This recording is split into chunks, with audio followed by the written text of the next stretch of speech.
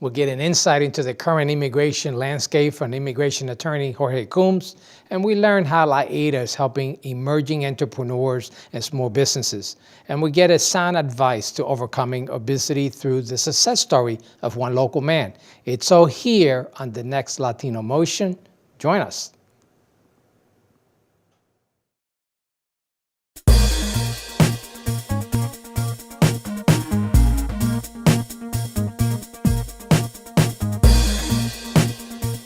Choose quality, value, distinction. Choose Stockton. Latino Motion with Bert Lopez is presented by Latino Motion Public Affairs Media, a New Jersey nonprofit corporation, and Stockton University. This edition of Latino Motion with Bert Lopez is brought to you by the HD Studios at the campus of Stockton University. Funding for Latino Motion is provided by Atlanticare, healthcare you can believe in. Atlantic City Electric, energy for a changing world. And South Jersey Gas. Welcome to Latino Motion, a weekly interview show highlighting issues impacting New Jersey's Latino community while advancing understanding of Latino cultural heritage and contributions to our society. And here is your host, Bert Lopez. Buenos dias and welcome to Latino Motion. Many Latinos from Central America have taken advantage of an immigration program known as TPS, or Temporary Protective Status. My guest is Jorge Coombs, who will give us the latest challenges facing TPS holders and other insight into the current immigration landscape. Jorge, nice to have you back on Latino Motion. Thank you, Bert. Nice to be back. Let's start off with TPS. We've heard that there are going to be some issues with TPS in terms of getting those renewals. Tell me a little bit where that stands. Well, last 2 months we've heard some things from the Secretary of Homeland Security, John Kelly. Essentially, he said, look, for Haitians who also have TPS, we're going to be granting a 6-month extension. As part of that conversation, people have been saying, well, what are we doing now for Hondurans? They're coming up, as well as Salvadorans, in January through March of next year, extending that status. And as you know, there's a lot of debate with TPS because people who have it are stayed a removal, they're stayed from being deported. But you have people who've entered after those dates, after those sunset dates, who are being removed and deported every day, but for the fact of when they entered, they don't have the privilege of TPS. And people are saying, well, if we look at the situation of Central America, the hurricane that brought all this on is long since gone. And perhaps the infrastructure is there to bring those people back. Now, what's interesting is John Kelly appeared before Congress recently and testified to the Homeland Security Committee and said, look, I don't think it's prudent, and I don't think I can remove those individuals. Now, TPS probably affects between 78,000 and 250,000 individuals in the United States. 78. We know that here in New Jersey, it's a very big number. It's a big number. It's not 78,000, but it's a huge number here. And he basically indicated, his words, it would be too difficult to root up those people and remove them. And he called on Congress, in a bipartisan way, to change the TPS status, to find a route for those individuals, a route towards more permanent residence or eventually citizenship. But he said, look, I can't do it. I don't have the tools. You need to change the law. Do it legislatively. And that's on the record. There is sort of a line drawn in the sand here because these deadlines have come and Congress have passed an extension time and time again. And it seems like this is the line in the sand, so to speak, right now, where they don't want to continue in that path. It seems, again, with the Haitian example, they don't want to commit that same mistake. And it seems that Kelly, when he came out and said, look, we're giving Haitians 6 more months, it's because we think in 6 more months, you can go. And there are some smaller countries like Sierra Leone, who we've also granted TPS for. There's 10 different nations that we've granted TPS to. they're ending them for those. But the long term, we're talking 15 years plus for Salvadorans and Hondurans. They're saying, look, we can't do that to those people. We need to find another way. And these are families who have had children here, on property, being productive work, members of society. Let's talk about another part of this immigration landscape, which is DACA. These are the children that came here at a very young age, have been granted the DACA status, again, another temporary status under President Obama. Tell me where that stands. Well, deferred action for childhood arrivals has worked very well. Since the Obama administration implemented it, it is a form of extreme vetting, as was TPS.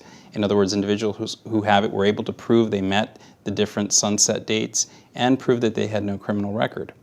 And again, before Congress, John Kelly essentially said, look, we will not deport or remove, which is the current word for deportation. We will not remove anyone who has DACA status, but we will actively pursue those who were denied DACA status, especially if they have a criminal record, and we'll actively seek to remove people who never applied. So if you haven't applied and you qualify, apply as soon as you can. So there's still a window? I mean, are you still able to apply? The program is still active. Okay. The Trump administration has not deep-sixed it. Now, whether everyone who could possibly qualify has applied yet, it's estimated there might be another 250,000 who might qualify. 780,000 have already been approved. So you're looking at over 1 million people could possibly fall under this program. Let's talk a little bit about what those qualifications in general are for DACA. Mm-hmm. Well, again, you have to have entered before age 16, had to have proved you were physically in the country prior to 2007, not 30 years old by 2012 when the program was instituted, clean criminal record, and that includes even a DUI, which is not a crime, but it's under New Jersey's transit code. And finally, you have to have or are working towards a high school diploma or a GED. Well, Jorge, that's all the time we have. Thank you for sharing this information. I'm sure we'll have you back again. You're a regular on the show. Enjoy having you. And please stay tuned. We'll be right back with more Latino Motion. Latino Motion with Bert Lopez is presented by Latino Motion Public Affairs Media, a New Jersey nonprofit corporation. Join us online at www.latinomotion.tv. Find us on YouTube, Facebook, and Twitter. We encourage your comments and contributions for show topics. Welcome back to Latino Motion. The Latin American Economic Development Association, also known as LAEDA, is dedicated to assisting emerging entrepreneurs and small businesses. Joining me to discuss and update us on their programs is Jamila Powell. Jamila, welcome to Latino Motion. Thank you for having me. So LAEDA is certainly expanded its wings, so to speak. I know it started in Camden, and now you're throughout South Jersey. Tell me a little bit about the area you cover. So we actually cover 5 counties. We do work in Camden County, but we also do work in Burlington, Gloucester, Cumberland, Atlantic, and that's all of the county. Atlantic County, I'm sorry. Mm-hmm. Well, and certainly it's been great to have you expand and tell me a little bit about the kind of work that you normally do with the community. So what we usually do through our programs and services is we help entrepreneurs start or grow their businesses. Let's talk a little bit about, because obviously the target, Latin America, we're targeting a Latino community for the most part. I understand that your programs, your seminars are in Spanish or bilingual. Yes. So tell me a little bit about that. So the programs and services are offered in dual languages. So it really is dependent on the need of the audience. Right. So quite often we have our 9-week seminars in English, but we also do our 5-week seminars in dual languages. We are currently working on having a lot of our single standalone seminars in both languages. Let's talk about the seminars. Okay. So now you have the seminars, and then you have specific EDTP Yes. programs, and we'll get into what that means. But let's talk about the seminars. So the seminars are usually standalone events. So we put them in all of the different areas that we work in. They're different topics depending on the topics that are needed by various entrepreneurs. They can range anywhere from social media and reputation management all the way up to financial statements and QuickBooks. I understand you have one that it will miss by the airing of the show. Yes. Understanding financial statements. That's a seminar. Yes. But you also will offer that later on in the year as well. Yes, we plan to. Let's just give out the website because obviously if you want to stay current with what's going on and what's Yes. available, you could look it up on the website, and the website is www.LAEDA.com. Yes, sir. So it's pretty easy to remember, LAEDA, Yes. which stands for Latin American Economic Development Association. Let's talk about the main programs that you run. Okay. So the main programs that we run are the EDTP, as you stated. That's the Entrepreneurial Development Training Program. So we have different levels of service there. We have a 5-week program. So that is usually for the entrepreneur who's not necessarily ready to open their business, but they're in the works. We also have the 9-week version of the Entrepreneurial Development Training Program. That is for the seasoned entrepreneur. That person has had experience in the industry, they have capital to start their business, and they just have a great business idea. So if someone has a vision of starting their own business, what should they be part of these programs? I always encourage them to be a part of their programs because I always tell people it's very different from working in the business than working on the business. So it's a lot different when you become the owner of the business versus the employee. What are the common mistakes that new business owners make that this kind of training will help them with? Well, what it does is allow you, during our services, we actually offer the business plan writing. So when you write the business plan, you are not going blindly into the wind with your money. You're now doing a feasibility analysis to see if the business will work in the long run. So a business plan is the start of any great business to make sure that you're ready to go and that you'll make money in the long run.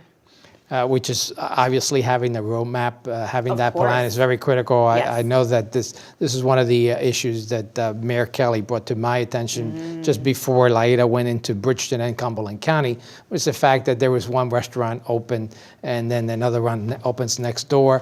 Not a lot of research done in Right. terms of opening the business, but this is very critical. Yes, I definitely agree with you. It is something that we think is so important for business owners to have. Definitely have a roadmap to ensure success. Now let's talk about another program, Okay. which you now have is FIM. Tell me a little bit about that program. So FIM is our Families in Motion program. We actually work as a collaboration. It's with the Center for Human Services, the Hispanic Family Center, and we now work with Inspira Hospital. So we try to provide programs and services for families. So it's usually 2 working families in the household who are struggling to make ends meet. They're looking for different programs and services within the community, and they really just want to meet the goals that they have set for the family. And the goal for the program is really to establish that stability, Yes. the financial stability, economic stability Yes. for the family who may be having those challenges. Exactly. And in addition to that, if you're having health challenges or if you're having challenges navigating the government, they would make sure that they would help you with that. Now, where are these programs offered? The FIM? They're often offered in Cumberland County.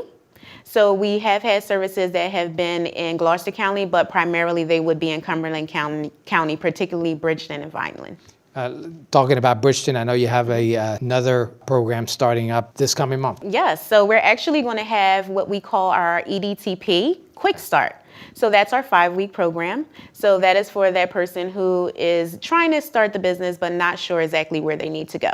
That is open to the general public. So we would have 4 to 5 sessions. There would be ABCs of starting a small business, business plan writing, financial literacy, and marketing courses. So if you're in the Cumberland area and you want to thinking about starting a business, Yes. this might be an ideal program. I think this would be a great program. Again, it's offered in Spanish. Yes, this one would be offered in Spanish, but we have offered it in dual languages in that area as well. Again, all this information is available on the website, so it's laeda.com, easy to remember. Yes.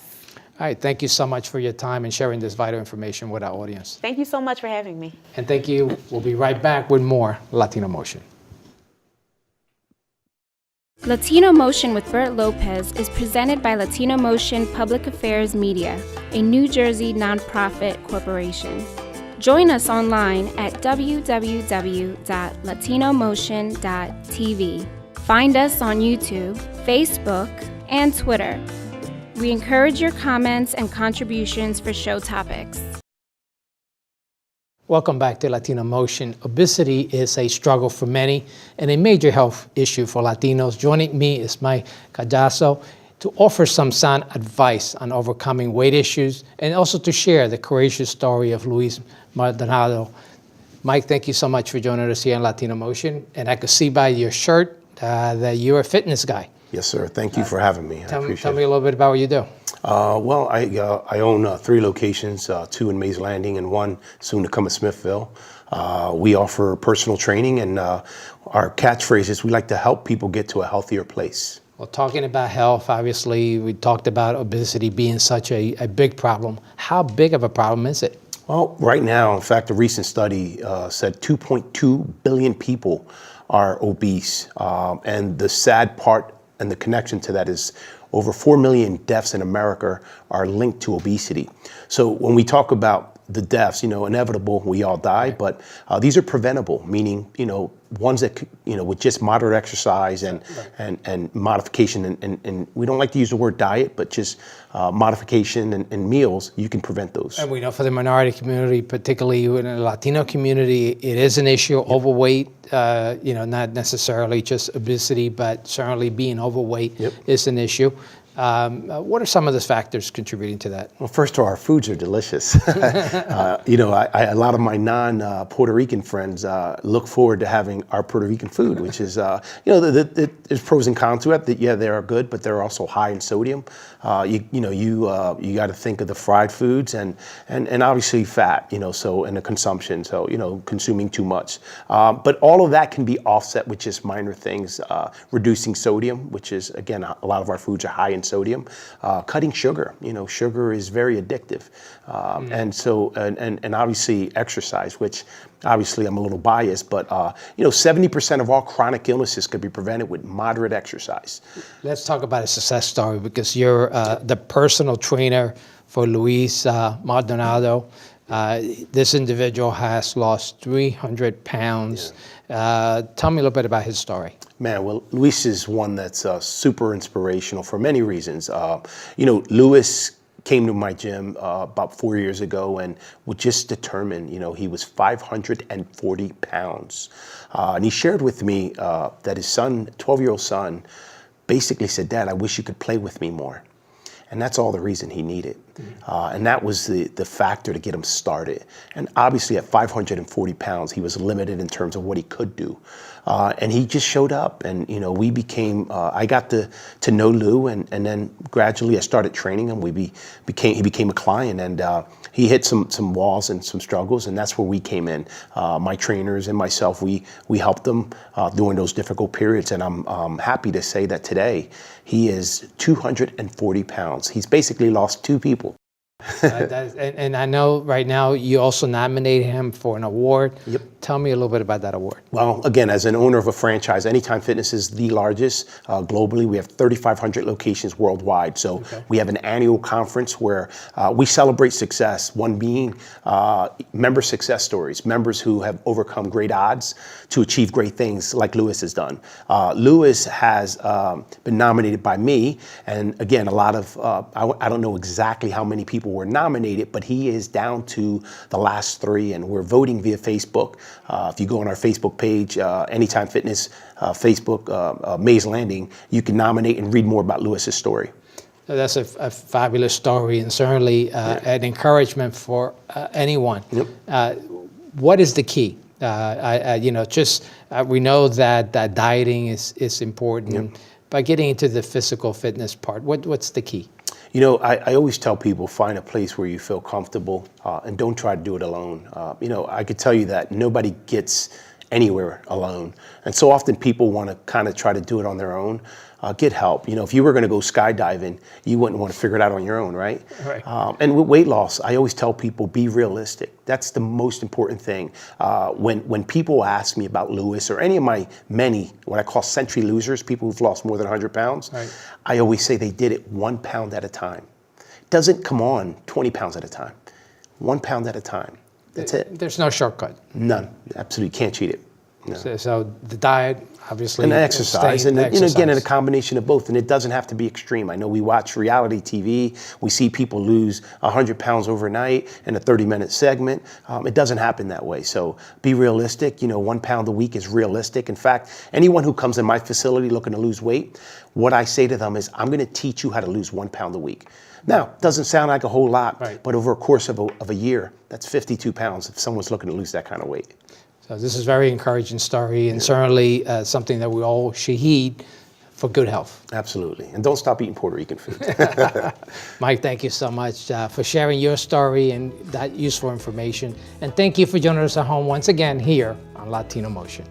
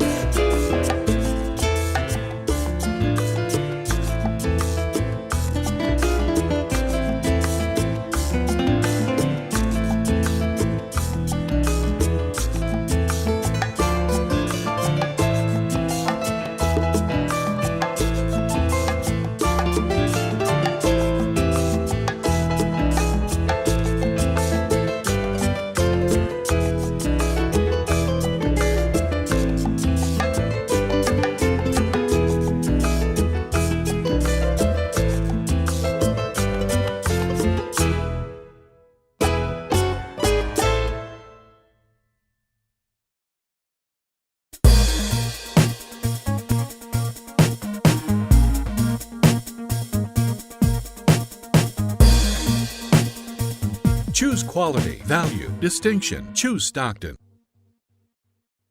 Funding for Latino Motion is provided by Atlanticare, healthcare you can believe in. Atlantic City Electric, energy for a changing world. And South Jersey Gas.